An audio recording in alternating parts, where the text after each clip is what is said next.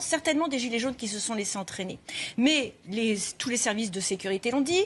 En début de journée, c'était l'extrême droite. Dans la journée, c'était l'extrême gauche. Et en fin de journée, l'extrême droite est revenue. Ce qui est inquiétant, c'est qu'on a quand même des journaux étrangers, notamment des journaux égyptiens, qui rapportent que les modes opératoires correspondent aux modes opératoires qui étaient employés en Égypte au moment des printemps arabes. Donc il y a aussi ces questions à se poser.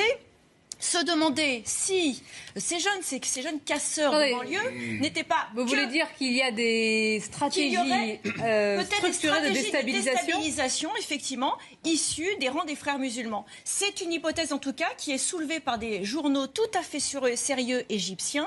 Donc il y a aussi ces questions-là qui sont à se poser. Ces casseurs de banlieue existent depuis des années, mais intégrés dans ces mouvements, il y avait manifestement des drapeaux qui correspondraient à ce genre de revendications. Si ce soir, le ministre de l'Intérieur et son secrétaire d'État ont été auditionnés